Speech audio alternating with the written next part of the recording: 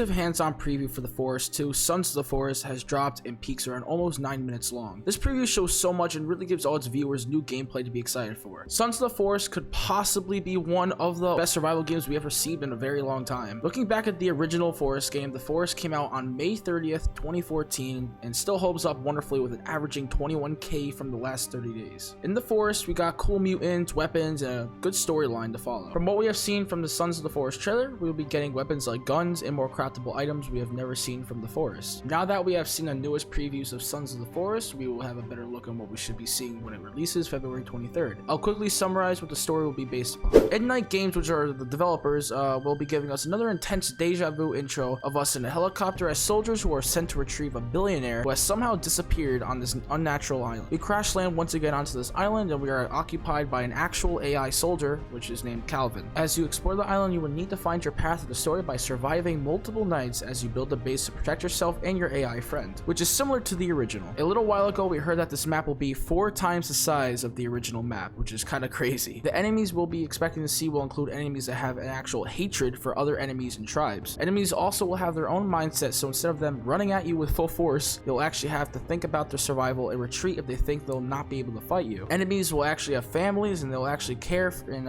help their fallen friends, and they'll bring them back to their caves if they're injured. Enemies later on in game will also be able to create new religions and ranks depending on what you do in your survival and how you impact them. Just like the original, you'll be able to make houses, but you'll also be able to now build villages, which you could be accompanied by villagers and other AIs. By the end of the game, you should be able to have tons of AIs since you can just explore the entire map since of how big it is, and there should be AIs everywhere. And by the time you get to the end of the game, or when you're beating the game, you could have tons and tons of AIs protecting your base from more advanced enemies. Every AI has their own behaviors and personalities, which makes it pretty cool. Calvin, which is the starting AI, will find water if he's thirsty or rest if he's tired from working. He also has feelings, so if you upset him, it will make him less productive. You can always get rid of Calvin or any AI by just shooting him in the head. I know it sounds messed up, but if you get annoyed from the AI or they're no help at all, just shoot him in the head and that should kill him.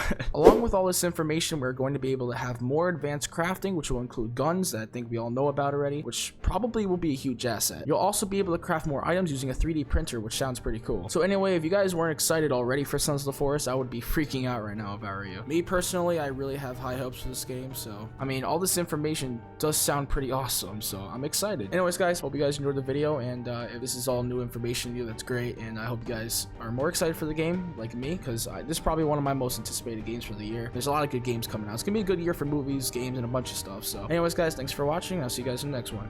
See ya.